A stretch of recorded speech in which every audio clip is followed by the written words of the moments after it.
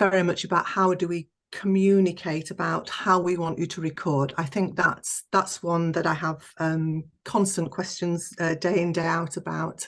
And it is quite simply what we're trying to do is to have consistency for all of you. This is all about level playing field again.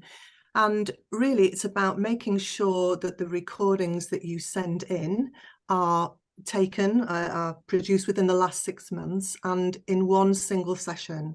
And this is where sometimes that needs further explanation.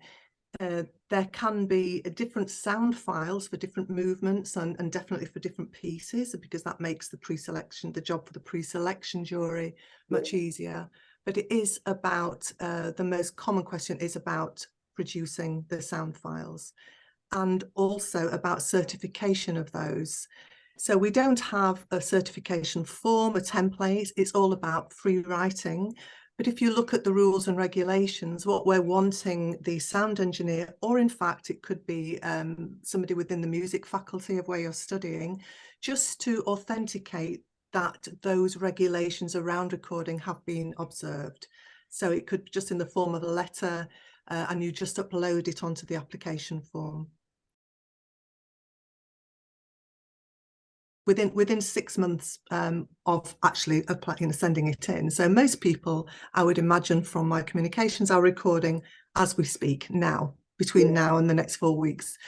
And you shouldn't be editing sound files from different times into one sort of application submission either. So it should be purpose made, really, because it's very specific in the timings as well. So no more than 25 minutes, and including the prerequisites of the Baroque or classical and the late Romantic, early 20th century music. So yes, it needs to be made particularly really for this submission. Thank you. And actually, it's something that you take a lot of time in checking as well. So Linda checks all of the applications to make sure that they are compliant. So you will get a message if there's a tiny slip or any query with the details. Linda's really, really fastidious with all of that information, which is absolutely fantastic.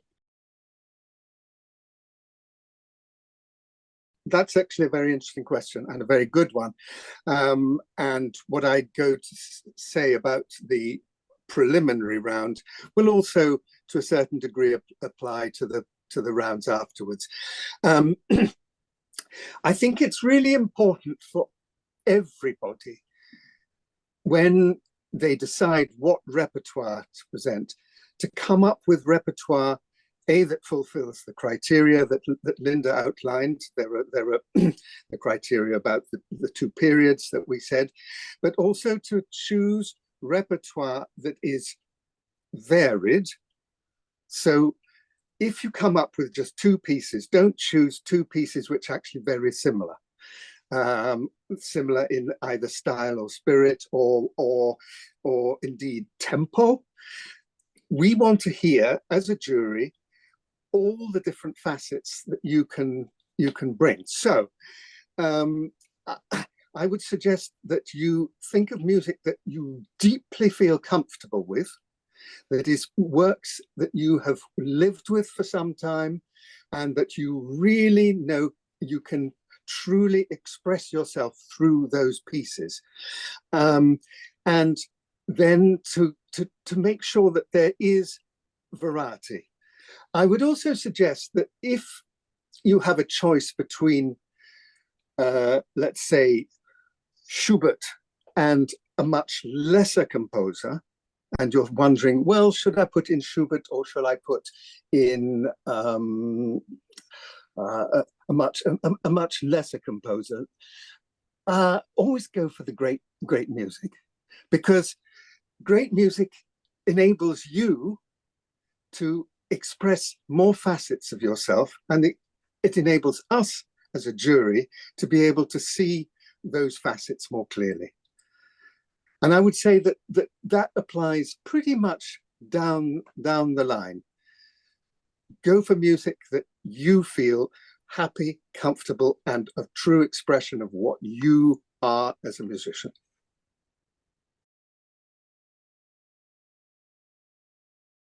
They should all be done in one recording session. That's absolutely correct, which doesn't mean to say that you have to record each one back to back without a break, because you can record one piece and then put that on a sound file, because we do need each piece on separate sound files. And then you can have a little breather, record the second piece, and if you want a third piece, and by all means, if you feel you want to include a third piece, by all means, go ahead and do that. I have no problem. We would not have a problem with that.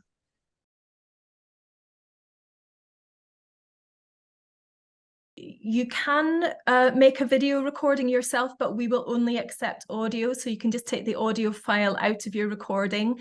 We do not watch any videos. Your application will be, well, Linda will be in touch if you do send that, just audio, please. You can get your sound engineer to write a certificate to approve the recording. That's absolutely fine. If your repertoire is longer than 25 minutes, that will also not be listened to. We can only listen to a maximum of 25 minutes. So that would unfortunately be cut. So we do encourage you to send only the repertoire that is between 20 and 25 minutes, no longer. Now, again, this is actually a very interesting question, because these two areas, technicality and musicality, are in this question separated out. But in our minds, they are all part of one and the same thing. I think it's worth remembering that technique is only a means to an end. Technique enables you to express and play what you want to express to your absolute best ability. So just to put it bluntly, if I, as an extremely stumbling pianist, were to try and express myself through a Chopin, a technically difficult Chopin etude, there's no way I could even begin to express myself, because I don't have the technique. But I certainly might have the sort of musical intention behind it. So your technique is only a means to express yourself.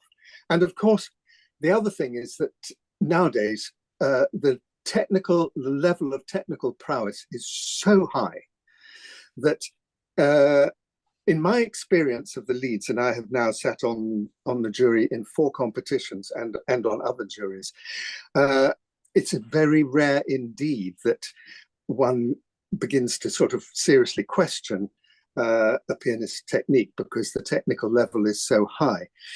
So in answer to the question about if you have 2 Chopin etudes, and one is better on the technical sense and one is more musical, really, ideally, you'd put both in, because we want to hear what you can do. And of course, we want to hear what you can do with your fingers and thumbs up and down the piano, but we also want to hear what you can do in a deeper musical sense. So if one of those etudes is, like the first etude, very, very, very technical and very flashy, I wouldn't just put that one in, put in one of the others as well. And they're all short enough. So, but, what we want to hear is what you are capable of musicians, as rounded musicians, both technically and musically.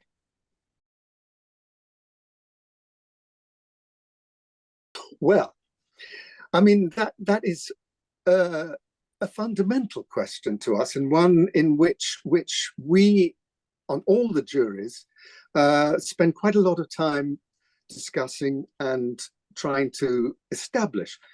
What are we looking for in a competitor? Obviously, we're looking for pianists who can play the piano, who have the technique that we're talking about. But we are very much looking for something more than that. We want to hear poets. We want to hear what you have in your soul and heart as a musician. And we want people who will take us on a musical journey, if you like, who will make us sit up and think, oh my goodness, that is such a beautiful way of playing that piece or that phrase. I've never heard it played like that before, or that gives me a window into that person's soul. It takes me as a listener right into that person's soul. And it was actually a very interesting question, because it's one that that Murray Pariah, who is our patron and was, of course, one of our most illustrious winners back in 1972, it's one that he addressed in an interview, which you can watch on YouTube.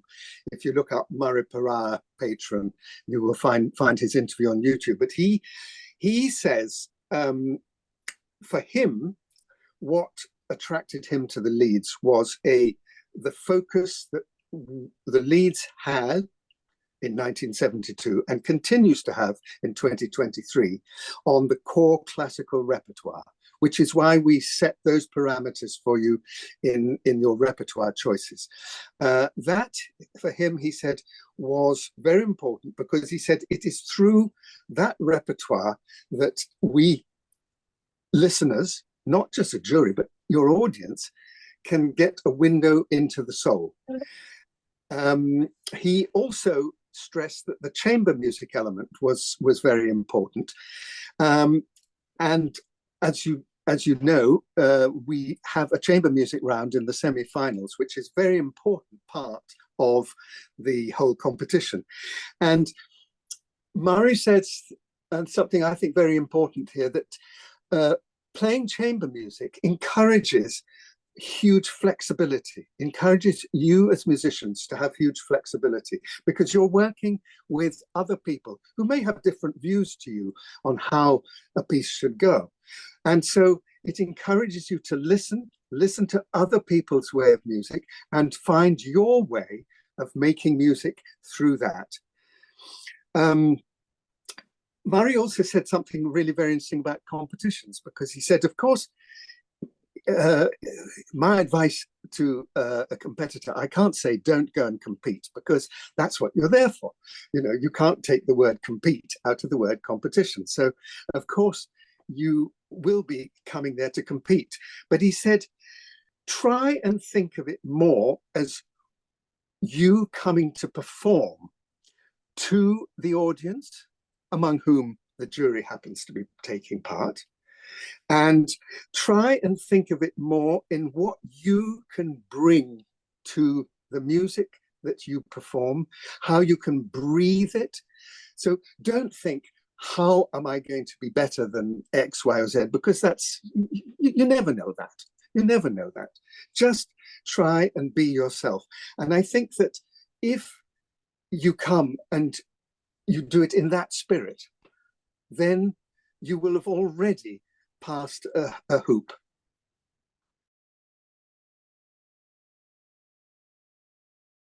Okay, so yes, the second time through, and we're very much looking forward to this round.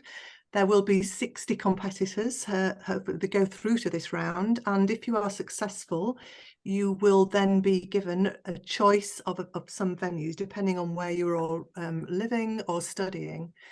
What will then happen is we will have correspondence during the months of January, February and March, making those arrangements. And we then have a film crew and sound crew at each of those venues where the international round is going to take place. What actually happens is that we schedule this for you, and you actually, there is no jury present.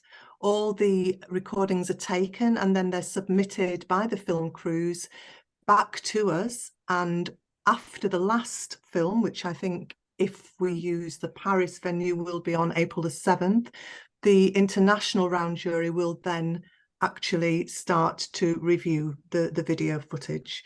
So no, there isn't an audience, there isn't a public audience, and there are no jury members present.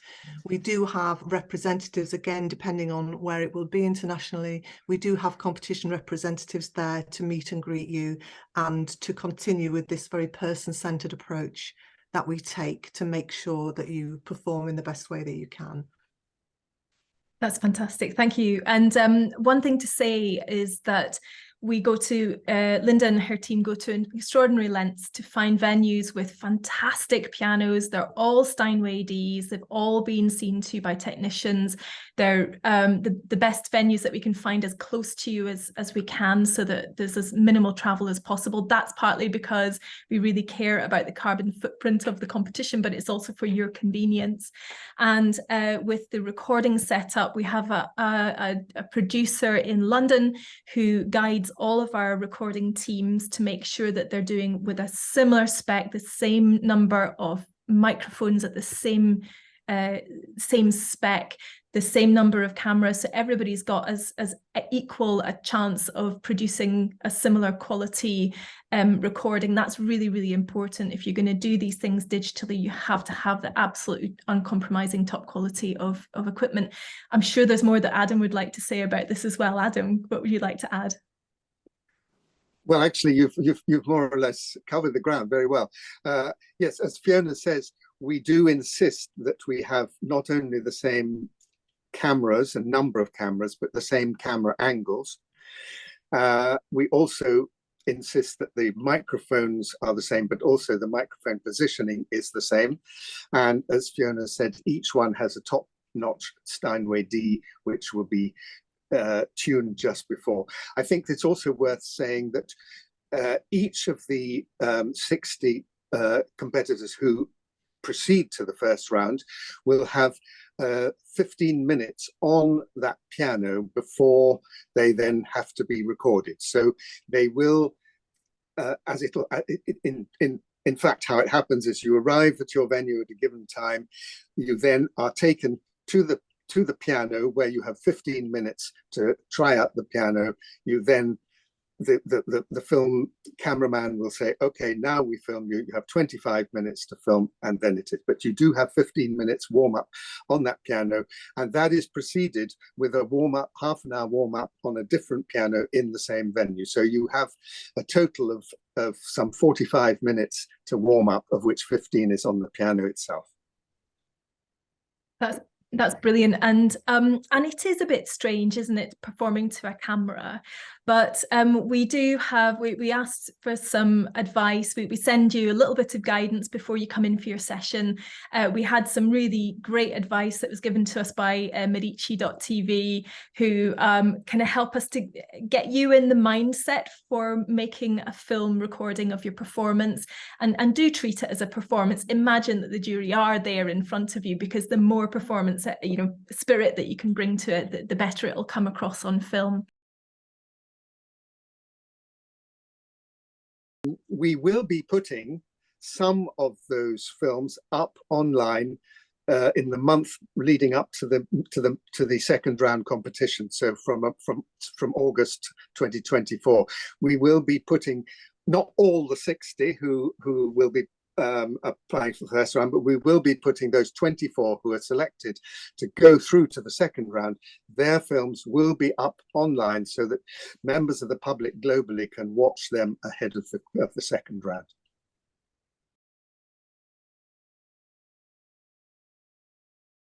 We are asking for 2 letters of people with a high standing within the musical profession. So they would probably be your professors from your conservatoires. That's the sort of caliber of recommendation letters we do want to have. It would be much better on a practical point here if they were uploaded onto your application form. However, if a professor or a pianist of standing would prefer to send them directly to me, that is possible, and you all have my email address. It is on the platform, and then I will upload them. But they do end up on your application file, so it probably is easier when we think of the numbers who may apply if you do upload them yourselves. I would only add to that you could also, if for instance you've done a masterclass with a leading pianist in the profession and that has gone well, you could ask that person for a recommendation. That is also a possibility.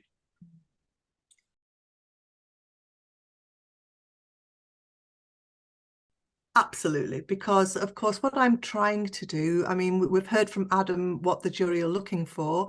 What's so important to me is that I can deliver you, if you like, to your performances either at the Great Hall or in the concerto finals, that you are in the best possible frame of mind, of physical capabilities of giving that performance that you potentially can. So practice is a very big part of that. There isn't a moment really when, apart from in the later hours of the night, when you haven't got access to a piano. There's plenty of practice times all the time. We have many pianos either at the university or the Conservatoire of Music, and also in some private homes, depending on schedules, where you have allocated sessions which begin as early as 9:30 in the morning, take you then through on the same piano to a lunchtime session. In the afternoon, you have that same sort of 3 to 4 hour period before dinner. And then also in the evening, you have practice sessions. So actually, virtually all the time, you have sort of schedules. And going back to this sort of approach of level playing fields, we have all the pianos are all very good. They are both Steinway schools, but there are some rooms that have a different acoustic and things. So we actually move you around the pianos. Nobody can keep their favorite piano. We do have sort of rotation. And if you're playing on that day, for example, then you will be rehearsing on the campus very close to where you're performing. So it's really thought out down to the minutest detail, and you'll have practice schedules, and they're sort of worked out on pianists 1 to 24, because of course no names are put to the 1 to 24 until we do the ballot, but there is a sort of schedule and a template so that everybody gets plenty of practice, and on a beautiful Steinway immediately before you're performing. We also have a Steinway B over in the Great Hall. So pianos simply are not a problem. Just to add to that, for the chamber music round, which is much further down the line of obviously the semi-finals, but this is also a question that people have asked, you will have plenty of time to rehearse with the chamber musicians. So you're given a good probably 4 hours to rehearse with them, and then prior to playing through your chamber piece on the piano in the hall itself. So you will have plenty of time to get to know the chamber musicians and rehearse with them.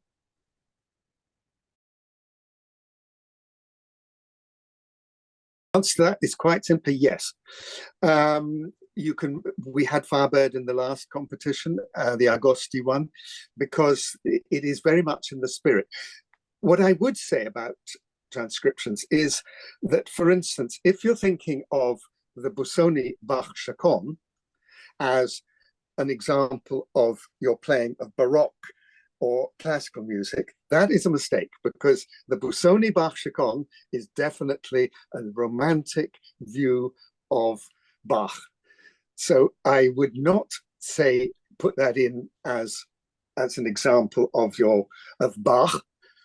If you're going to play Bach, play Bach. But something like the Agosti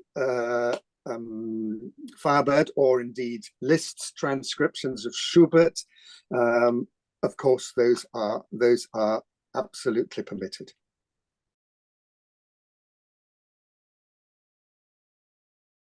It's about relationships and utilising the resources that we have for you. Obviously, we don't need to rely on us totally, but do work with us together to help you cope, because we understand in every single way, whether it's about your nutrition, about needing fresh air, about having the pianos, everything. It's about using us and letting us support you and help you to cope with the big competition. And that's aside from all the preparation that you've done, obviously, to get yourself to that level. But again, it depends really on which stage. Every stage has its preparation, whether it be now, the pre-selection, the first international, the second, the semi-final, and the concerto finals. Each one has a unique set of things that you need to prioritise and help us to support you with. paying attention to detail and deadlines, all of those things take away stress that's unnecessary. Making travel arrangements in good time, bringing the correct wardrobe. You'd be surprised really how many stress factors you can actually add just by not being prepared. But I think that's it, keeping in communication with us. We are a family. We want to enhance your experience to be as positive as possible for now and in the future, the friendships that you'll make, the connections that you'll make. So, you know, reach out all the time and be prepared. And I suppose a plea from me in that sense would be get your applications in early because, you know, I mean, if there is something, if I do find that there is some sort of discrepancy in the application, you've then got time to put it right. So the sooner you get them in, I know there'll be a tsunami on October 31st, there always is. But because you're not having to commit to your later detail now, your programme, until you get to the next round, it would be really advisable to get your submissions in as soon as possible. And again, that's just one stress factor that we can actually do something about. So that's my best advice, I think. Brilliant. Adam, what would you add? Well, I think that there are two main factors, I would say. One is repertoire. You will have noticed in the repertoire lists that we ask a lot of repertoire from you from the later stages onwards. We ask you to submit 2 different programs at each stage, of which only one is chosen. And the reason for that is because if you put yourself into the mindset of winning the competition, the day after you've won that competition, the expectations that might come upon you are enormous. And one of those expectations is that you have enough repertoire to satisfy the crowds who will be clamoring and banging at your door to have you in their series. And so I would say to you, look at the repertoire that we've offered, the repertoire choices, choose it well, but don't skimp on repertoire. And because, I mean, I'll give you an example. Alim Bezembayev, who won in 2021, within a couple of weeks, he was asked to stand in for several pianists at some very leading festivals, a BBC concert, etc., etc., and usually with very little preparation time, because usually when you're asked to stand in, it's because somebody's fallen in at the last minute. So you need to have a sufficient amount of repertoire at your fingertips. Again, referring back to Murray Perra, when he came to Leeds in 1972, he told me he had only ever played 4 professional concerts in his life. Now, 2 of those with the New York Philharmonic, so you know that was quite something. But still, when he won, he had to cancel everything for 6 months just to learn the repertoire, and he is very, very keen on this element of repertoire. The other thing I would say is make sure that you get plenty of performance practice of the repertoire that you choose. So, because we all know as performers that there's a huge difference between playing something to yourself and then the first time you play it to an audience. And don't make the competition the first time you play your repertoire to an audience. So engineer in whatever way you can to play your repertoire, get friends together for an evening and say, listen, I just want to play through my competition repertoire to you. Can we have an evening of it? And you know, you have, even if it's an audience of 5, that's a real thing, because then you are performing those pieces as opposed to playing them for your study. And the other thing I would say is try and, for the chamber music, and also, if possible, for the concerto, try and get a chance to play through those chamber music pieces with some of your friends, so that when you turn up at Leeds and you are chosen to go through to the semi-finals, you don't, as did happen with one competitor in 2018, who had never ever played not only he'd never played that particular piece, but that particular pianist had never ever played chamber music before. I would strongly advise that you don't go down that route, that you try and get some of your friends, a quartet or a violinist, a cellist, or whatever you choose, to play through that repertoire so that it is already there in your bones with the chamber musicians before you come to Leeds. And if possible, try and get your concertos too. I know that's much, much harder, and not everybody can get an orchestra to play, but you know, the more experience you have of performing those pieces, the better it will be for you to mentally prepare.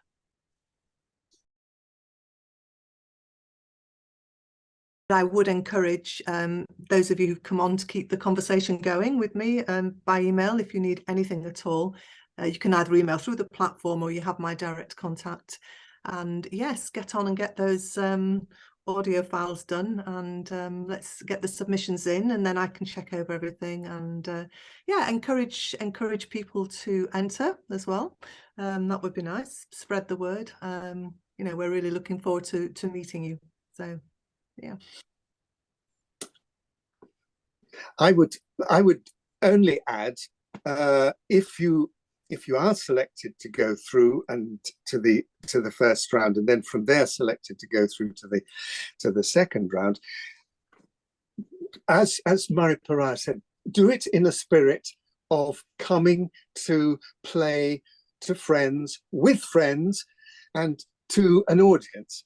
You will find the audience, both the audience online, who you won't see, but the audience that you will be seeing in Leeds, to be incredibly warm and friendly. And so, for instance, when you're performing in the first round to a camera, for instance, if you get through to the first round, just think of that camera and that microphone as your friend. And think of them as just a person in the room that you are playing to. And the same applies if you're making a recording for the pre-selection round. The microphone is your friend. And just think of it in that way, as somebody listening to you. That's all I can say.